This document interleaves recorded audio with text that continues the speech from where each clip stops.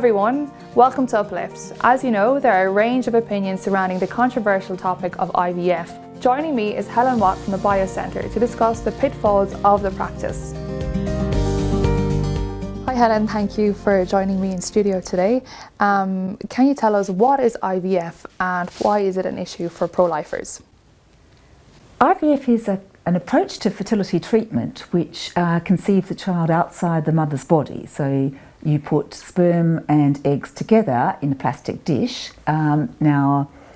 Conceiving a child for infertile people sounds like a very good thing to do, but there are very serious ethical problems that this raises.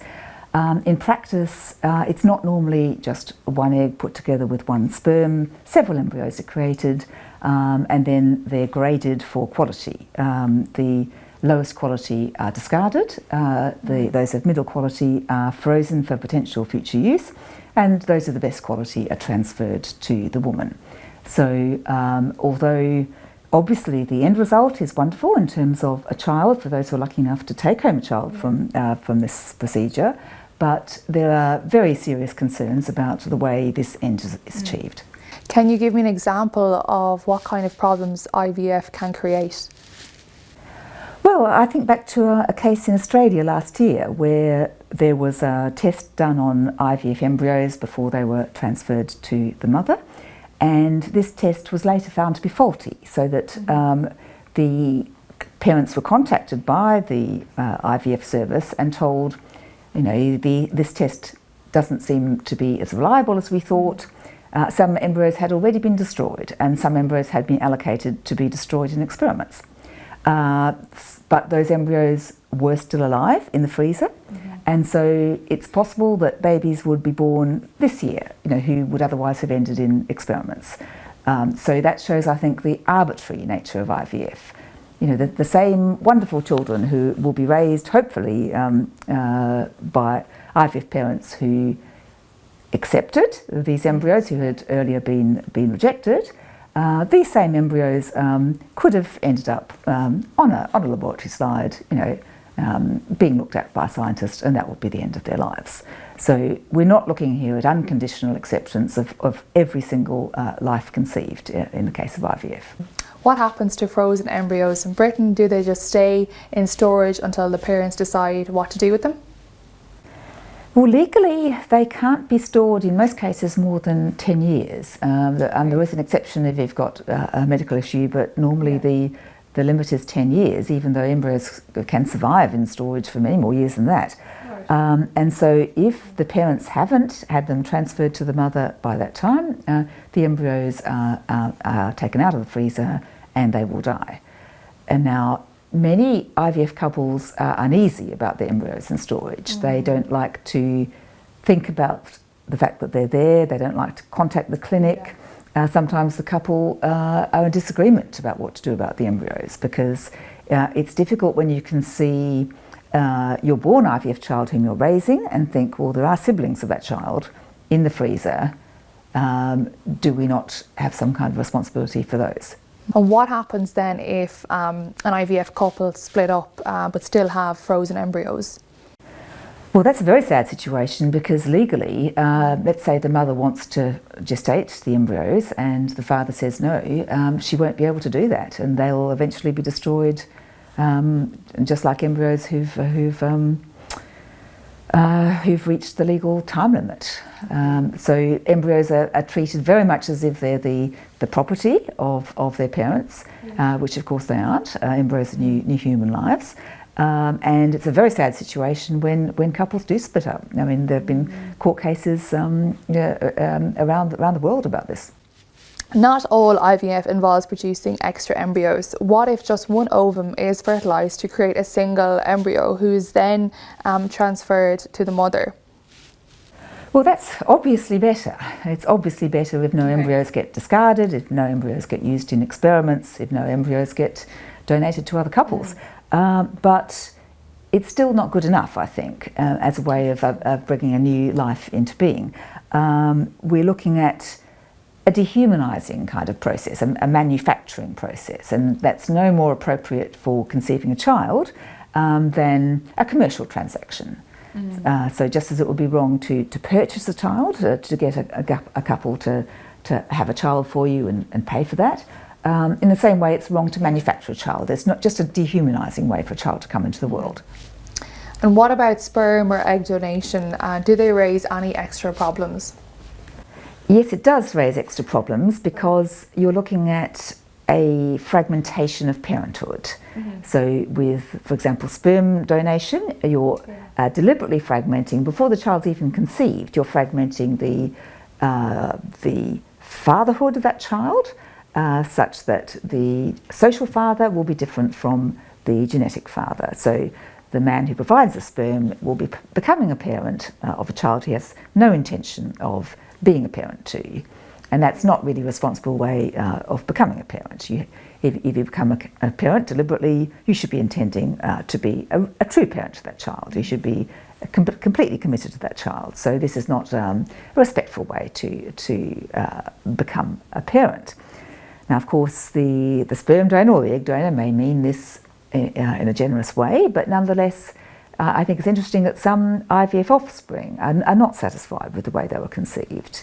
They don't regard it as adequate that they were conceived to be given away like that. I mean, one man even said he was conceived in the way they breed pigs.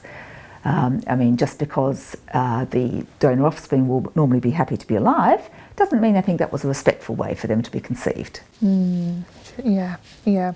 So some IVF then couples who use a surrogate mother to gestate the baby, what are the issues there then?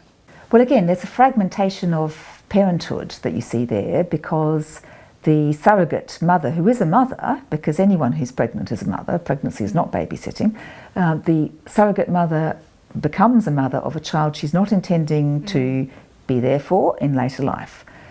So she allows herself to be treated as if she were just a babysitter or carrier or something like that, whereas pregnancy is something very special. Pregnancy does make you a mother, even if you're a different mother from the mother who provides the ovum.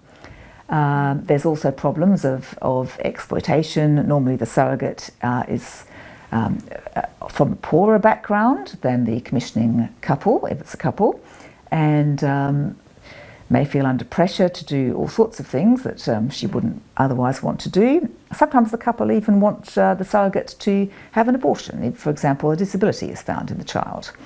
And sometimes the relationship breaks down and either the surrogate may want to keep the children because it is often a multiple birth, or sometimes the commissioning couple will disappear and the surrogate mother will be left with, for example, one or two babies, and she'll be wondering what to do with them. Maybe you're left with hospital bills as well.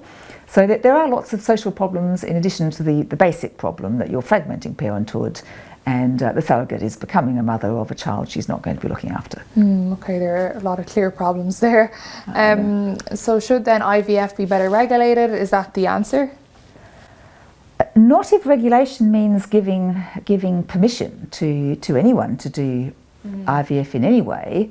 I think there's a difference between, for example, giving an IVF clinic a license, that kind of thing, any kind of permission or encouragement to do any kind of IVF, and going for the worst abuses. I think it's okay to prohibit, if that's the best you can do, particularly egregious kinds of IVF. So IVF followed by use of embryos in experiments, for example, or IVF followed by search and destroy testing procedures.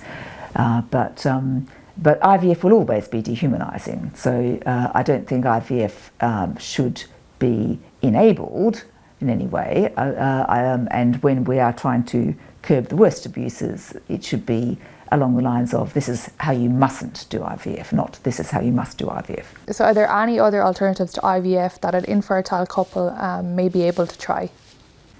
There are, yes. There's something called NAPRO technology, which is available to treat infertility.